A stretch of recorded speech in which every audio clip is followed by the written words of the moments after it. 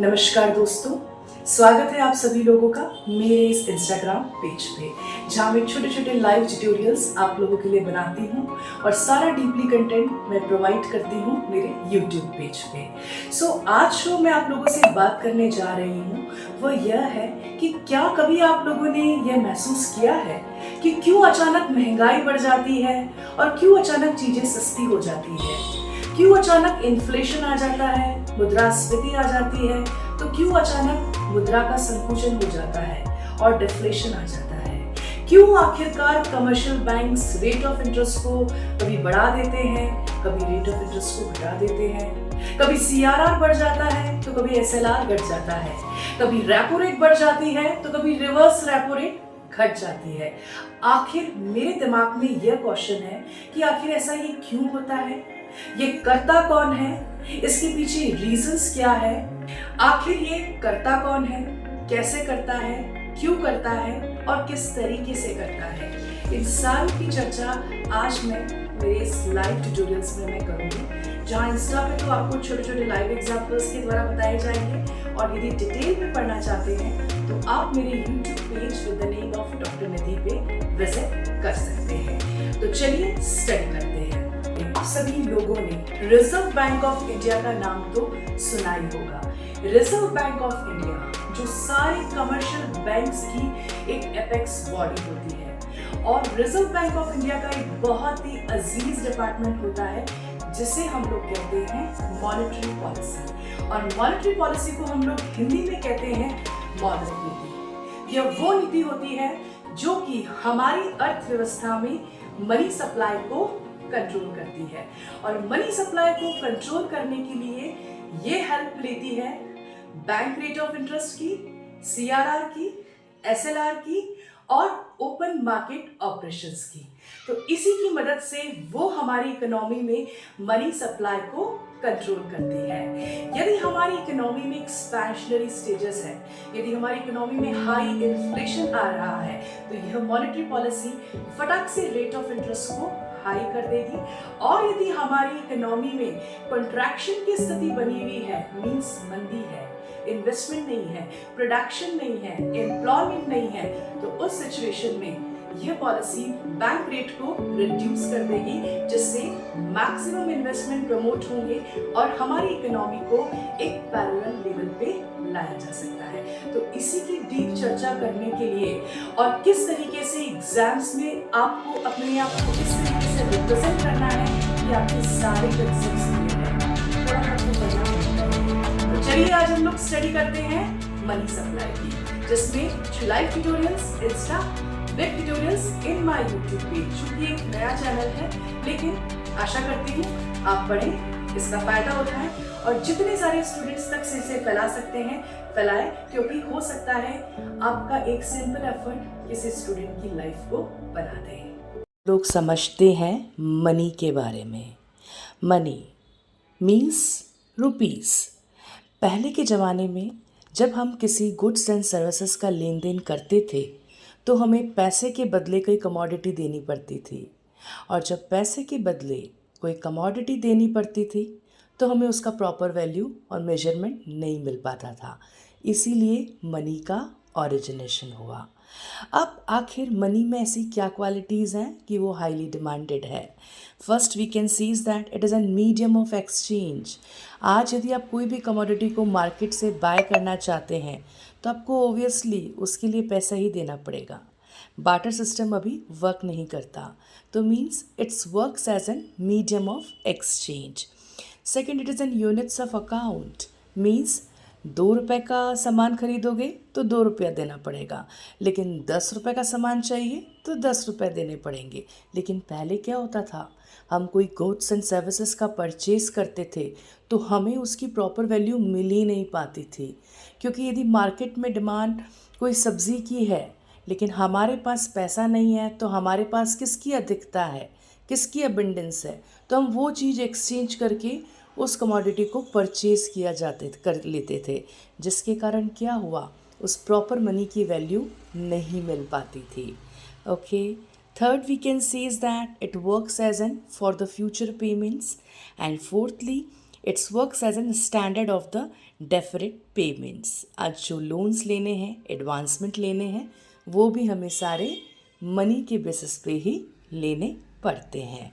तो आपको मैं ये सब चीज़ें आपको इसीलिए बताती हूँ ताकि जो चैट जीपीटी का यूज़ करके आज के यूथ का जो स्किल डेवलपमेंट सीज्ड हो रहा है, शायद उसी चैलेंज को ध्यान में रखते हुए to increase your analytics power और to increase your intellectual level, I use to provide this content for you, ताकि आप जब भी आपको कोई ज़रूरत हो, आप फटाक से इस चैनल को खोलें और उसमें जो भी कंटेंट्स आपको लिखे हुए हैं उसे स्टेप बाय स्टेप पढ़ के फ़ायदा उठाएं। ठीक है, नेक्स्ट आ जाता है हमारा नीड फॉर मनी। अब टाइप्स ऑफ मनी। अब हम तो मनी को उसी बेसिस पे देखते हैं जो हमारे ट्रांजैक्शन के लिए काम आती है, लेकिन मनी भी बहुत तरीके की होती है। और being an student of economics you should well understand कि आखिर इसके क्या टाइप्स हैं। फर्स्ट हम लोग कह सकते हैं commodity money, fiat money, fiduciary money and the commercial bank money. Commodity money जो गोल्ड्स एंड सिल्वर आप यूज़ करते हैं, जिसके प्राइस दिनों दिन फ्लक्चुएट्स होते हैं, उसे कहते हैं कमोडिटी मनी। फाइट मनी वो मनी होती है जो कि नोट्स में तो इशू नहीं की जाती, लेकिन उसे एक लीगल टेंडर जरूर मिला हुआ होता है। फिडुशियरी मनी वो मनी होती है जैसे कि आप जो बैंक्स में जमा करवाते हैं deposits, term deposits, that money is known as an fiduciary money. And next आता है commercial bank money. Commercial bank money वो मनी होती है जो कि बैंक नोट्स आप यूज़ करते हैं और जो कॉइन्स आप यूज़ करते हैं। तो केवल आपको इतना ही सिंपल पढ़ना है और समझना है, उससे ज़्यादा समझने की ज़रूरत नहीं है। तो अब हम नेक्स्ट पढ़ते हैं supply. This is a very very prominent factor which affects our economy. कि कभी कभी इकोनॉमी में इन्फ्लेशन आ जाता है, कभी कभी डिफ्लेशन आ जाता है, कभी पैसा बहुत आ जाता है तो कभी पैसा बिल्कुल भी नहीं होता। आखिर ऐसा करता कौन है? क्या ये ऐसे ही हो जाता है? नहीं, इसके लिए हमारी इकोनॉमी में कुछ मनी सप्लाई की मेजर्स हैं जो कि हमारी मनी को जनरेट करते हैं, जिसमें आता है M1, M2, M3 and M4। M1, M2, M3, M4। इसमें हम लोगों ने एक बहुत ही ल्यूक्रेटिव डायग्राम्स के थ्रू इसमें क्या क्या चीज़ें या कोर कंसेप्ट्स आते हैं आपको बता रखे हैं। और मैं आपको एक नटशल में बोलना चाहूँगी कि ये सारे मनी सप्लाई की मेजर्स हैं जिनके ज़रिए बैंक अपने पास मनी को जनरेट करता है और उसी प्रोसेस से वो मार्केट में लोन को देता है और इन्हीं डिपॉजिट्स और लोन्स के ज़रिए वो क्रेडिट का क्रिएशन करता है, मींस साख का निर्माण करता है। अब आखिर इस M1, M2, M3, M4 में क्या क्या आते हैं मैंने सब लिख रखे हैं, आप इन्हें अच्छे से पढ़ें समझें। फिर भी नहीं समझ में आए तो आप मुझसे ऑनलाइन कॉन्टैक्ट कर सकते हैं। ओके, तो हैव यू गॉट इट कि what is M1, M2, M3, M4, जिसमें demand deposits, time deposits, term deposits, इन सब का जो एक या जो आपका पोस्ट ऑफिस सेविंग्स होता है या आप जो कॉइन्स यूज़ करते हैं या जो आप नोट्स यूज़ करते हैं, इन सब का कॉम्बिनेशन होता है। ओके, अब नेक्स्ट हम लोग जो स्टडी करते हैं वो है that is much more important कि factors affecting the money supply, कि ऐसे कौन कौन से प्रोमिनेंट फैक्टर्स हैं जो कि हमारी मनी सप्लाई को इंक्रीज़ करते हैं। तो इसमें मैं आपको बहुत ही ब्रीफ में बताऊंगी और यदि फिर भी आपको डिटेल में पढ़ना है तो आप ऑनलाइन क्लासेस के लिए मुझसे कॉन्टैक्ट कर सकते हैं। ओके, सो जो हमारी इकोनॉमी में जो सेंट्रल बैंक है what's plays a vital role for generating the money supply in our economy, और इस सेंट्रल बैंक का सबसे जो अजीज़ और एक इम्पॉर्टेंट डिपार्टमेंट होता है वो होता है मॉनेटरी पॉलिसी।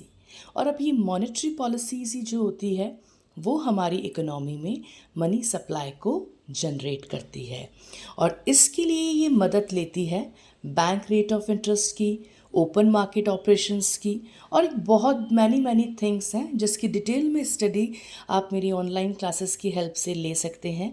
लेकिन यूट्यूब पे मैं इतना नहीं बता पाऊँगी, शायद एक लिमिटेशंस में ही मैं अपने कंटेंट्स बनाती हूँ, बट मैं फिर भी आपकी कॉन्सेप्ट्स को समझाने के लिए आपको ज़रूर बताऊँगी कि जो CRR होता है, जो SLR होता है, जो बैंक रेट ऑफ इंटरेस्ट होता है, इनको फ्लक्चुएट्स करके हमारे मॉनेटरी पॉलिसी डिपार्टमेंट हमारी इकोनॉमी में मनी सप्लाई को कंट्रोल करता है। फॉर एग्ज़ाम्पल, यदि हमारी इकोनॉमी में बहुत ज़्यादा पैसे की कमी है, कोई इन्वेस्टमेंट नहीं हो रहा है, किसी भी सेक्टर में कोई इन्वेस्टमेंट नहीं है, तो आप सोचो ना तो कोई एग्रीकल्चर में इन्वेस्टमेंट हो रहा है, ना प्रोडक्शन, ना IT में हो रहा है, ना टेक्सटाइल में हो रहा है, ना फार्मास्यूटिकल में हो रहा है, ना ऑयल एंड सेक्टर में हो रहा है, तो फिर क्या होगा? यदि सभी लोग अपना पैसा एक बैंक में जमा कराते जाएंगे तो इकोनॉमी में भी तो कुछ मनी का फ्लो होना चाहिए। अब जब इकोनॉमी में मनी का फ्लो बन ही नहीं रहा है तो क्या होगा? धीरे धीरे इन्वेस्टमेंट नहीं होगा, इन्वेस्टमेंट नहीं होगा तो प्रोडक्शन नहीं होगा, प्रोडक्शन नहीं होगा तो GDP नहीं होगी, GDP नहीं होगी तो राष्ट्रीय आय नहीं होगी, राष्ट्रीय आय नहीं होगी तो जेब में पैसा नहीं होगा, और यदि जेब में पैसा नहीं होगा तो बैंकों को आप क्या ही डिपॉजिट्स दोगे। तो उस सिचुएशन में यदि हमारी मॉनेटरी पॉलिसी चुपचाप बैठ जाए और फिर से रेट ऑफ इंटरेस्ट को बढ़ाने लग जाए तो लोग तो ज़ीरो इन्वेस्टमेंट पे आ जाएंगे, कोई प्राइवेट इन्वेस्टमेंट नहीं होगा। तो इस सिचुएशन में बैंक का monetary policy department rate of interest को क्या कर देगा? रिड्यूस कर देगा। जैसे ही रिड्यूस करेगा, इन्वेस्टर्स लोन्स के लिए अट्रैक्ट होंगे और इन्वेस्टमेंट करेंगे और मार्केट में मनी का फ्लो बढ़ जाएगा। इसी के कंट्रारी, यदि इकोनॉमी में सभी लोग कम ब्याज दरों के कारण यदि इन्वेस्टमेंट ही करते गए और बैंकों को कुछ पैसा ही नहीं दिया, तो आखिर इन फ्यूचर आपको लोन्स लेने के लिए आप कहाँ से पैसा लोगे? तो उस सिचुएशन में हमारी इकोनॉमी में यदि कुछ ज़्यादा ही मनी सप्लाई बढ़ रहा है तो बैंक फ्यूचर के नज़रिए को ध्यान में रखते हुए रेट ऑफ इंटरेस्ट को थोड़ा सा बढ़ा देगा, ताकि बैंकों के पास पैसा आए और वो इन फ्यूचर कुछ लोन्स दे सके। तो कहने का सिंपल फंडा है, यदि if you want to increase the money supply in our economy by seeing the present conditions, let's reduce the rate of interest, and if you want to decrease the money supply in our economy, let's increase the rate of interest. Simple. ये ही तो concepts आपको clear करने हैं, और यदि ये concepts clear हो गए तो पूरी स्क्रिप्ट आपके हाथों में है। चलिए स्टडी करते हैं। हमारा next point, that is need for money. Need for money is in very simple. Need for money के लिए किन किन चीज़ों के लिए हमें मनी की ज़रूरत होती है? लाइक सर्च कॉस्ट हमें ज़रूरत होती है, सर्च कॉस्ट के लिए, lack of divisions of goods के लिए, प्रॉब्लम ऑफ स्टोरेज के लिए, एंड लॉस ऑफ वैल्यू के लिए। तो इसमें हमारे काफ़ी लुक्रेटिव तरीके से चीज़ों को समझा रखा है। जैसे कि सर्च कॉस्ट में लिखा रखा है कि it spend a lot of time in searching for the person who is willing to exchange goods and gives terms and conditions. Means money की ज़रूरत क्यों हुई? पहले तो सब काम बार्टर में चलता था, वस्तु के प्रति वस्तु का विनिमय, लेकिन अब नीड की ज़रूरत क्यों हुई? मनी की ज़रूरत इसीलिए हुई क्योंकि जिस वक्त हमें जिस चीज़ की ज़रूरत होती थी उसके लिए हमारे पास कुछ एक ऐसा प्रॉपर यूनिट नहीं होता था कि जिसको हम उसे दे सकें और हमारी यूनिट सेटिस्फाई हो सके। फॉर एग्ज़ाम्पल, जैसे मुझे एक इलेक्ट्रॉनिक आइटम चाहिए, ठीक है, इलेक्ट्रॉनिक आइटम चाहिए, लेकिन मेरे पास उस इलेक्ट्रॉनिक आइटम की प्रॉपर कॉस्ट नहीं है देने के लिए, क्योंकि मनी का जनरेशन ही नहीं हुआ था। और मेरे पास जो चीज़ की क्वालिटी है, यदि मैं उससे एक्सचेंज करूँगी तो क्या होगा? हो सकता है मुझे प्रॉपर वैल्यू उस चीज़ की नहीं मिल पाए। तो इसीलिए सर्च कॉस्ट के लिए मनी की ज़रूरत हुई। Lack of double coincidence of wants. Barter system will work only if there will be the double consciousness of wants. इसी के लिए भी मनी की ज़रूरत हुई। Storage of money problem arises from the barter system difficulties associated with providing the value of goods over the time. Barter system से काफ़ी problems होने लगी, जिसके कारण भी मनी की ज़रूरत हुई। क्यों? क्योंकि प्रॉपर वैल्यू किसी गुड्स की नहीं मिल पाती थी। Okay, so let's study about the difference between hard money and the soft money. Hard currency is issued by the central bank or issues by the country or held by the central bank. Hard currency वो होती है जो कि हमारे देश की government issue करती है और वो उसी के कंट्रोल में होती है, जिसमें यूएसडी डॉलर आ जाता है, यूरो पाउंड्स आ जाता है, जापानीज येन आता है और डिफरेंट करेंसीज आती है. नेक्स्ट आता है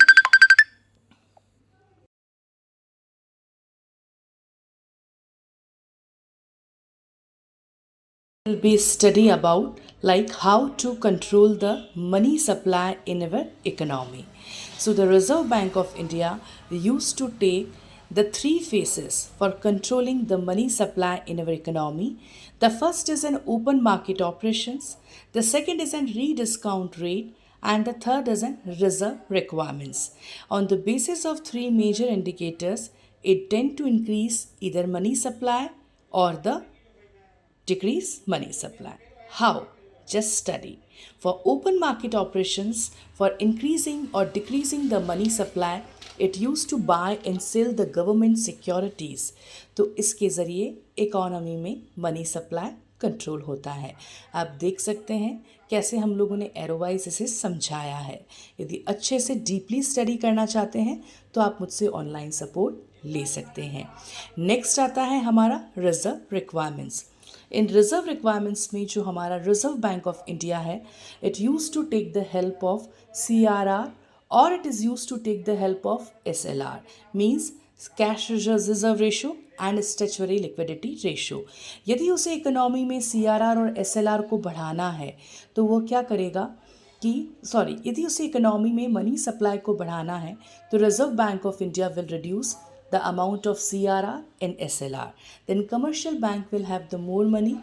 More money will be channelized for the more loans. More loans will generate the high production, high investment, high employment, high GDP, high GNP, high GNI, and high purchasing power and high money supply. Okay, so this measure is opted only and only for increasing the money supply. But for decreasing the money supply, central bank will increase the CRR, central bank will increase the SLR, then commercial bank will have to submit the more amount of CRR and SLR to the RBI. Commercial bank will have low money.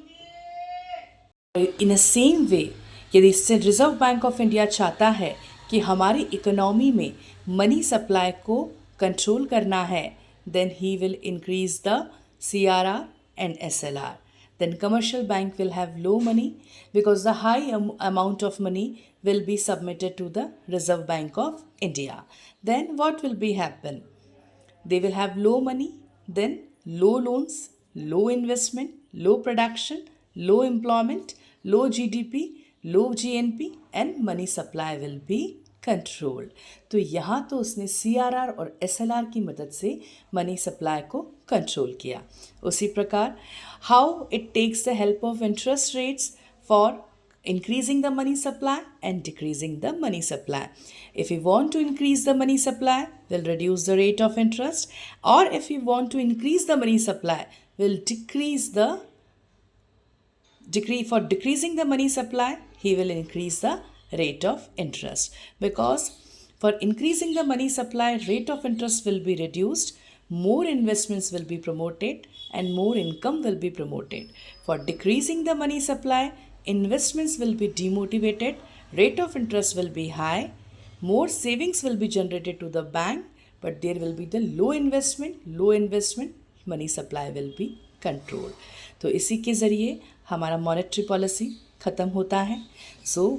यदि फिर भी आप और detail में study चाहते हैं तो आप मुझसे ऑनलाइन क्लासेस के लिए कॉन्टैक्ट कर सकते हैं. Thank you.